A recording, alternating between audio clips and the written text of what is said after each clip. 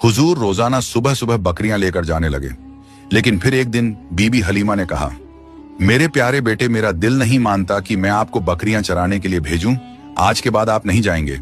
और उसी वक्त बीबी हलीमा का एक बेटा भागता हुआ आया और बोला, अम्मा, हमारी एक बकरी को एक बड़ा सा शेर उठा ले गया। बीबी हलीमा की आंखों में आंसू आ गए। जब प्यारे नब्बी ने मां को तकलीफ में देखा तो फरमाया, ए अम्मा, रो नहीं, मैं अभी जाता हूं और बकरी को शेर से लेकर आता हूं। बीबी हलीमा ने कहा, बेटा, वो बहुत खूंखार शेर है, वो अब तक हमारी बकरी को खा गया होगा। प्यारे नब्बी ने फरमाया, जब मैं मोहम्मद शेर से अपनी बकरी मांगूंगा तो मुझे यकीन है शेर वापस करेगा।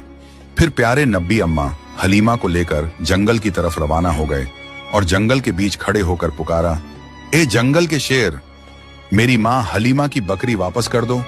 फिर जंगल से 2-3 बड़े शेर बीबी हलीमा की बकरी को साथ लिए दौड़ते हुए हुजूर पाक के करीब आए और कदमों में बैठ गए।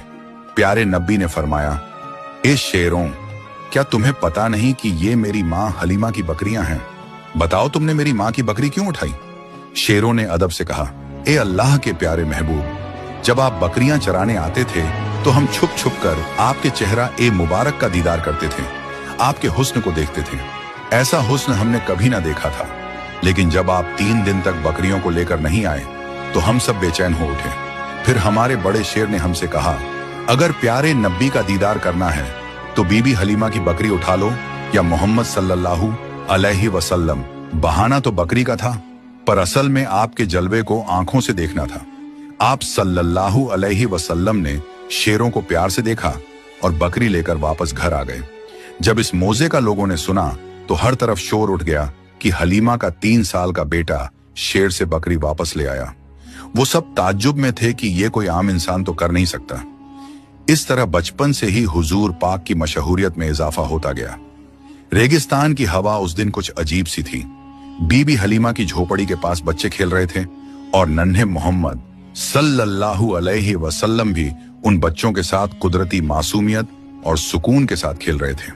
अचानक खेलते खेलते आपका चेहरा सफेद पड़ गया और आप जमीन पर गिर पड़े। आसमान से 2 फरिश्ते उतरे। उनके हाथों में चांदी का तसला था जो बर्फ और झमझम के पानी से भरा हुआ था। उन्होंने हुजूर को उठाया और नरमी से लिटाया और आपका सीना ए मुबारक चीर दिया। बच्चे दौड़ते हुए बीबी हलीमा के घर की तरफ भागे और चीखते हुए बोले, मोहम्मद के साथ अजीब वाकया हुआ है।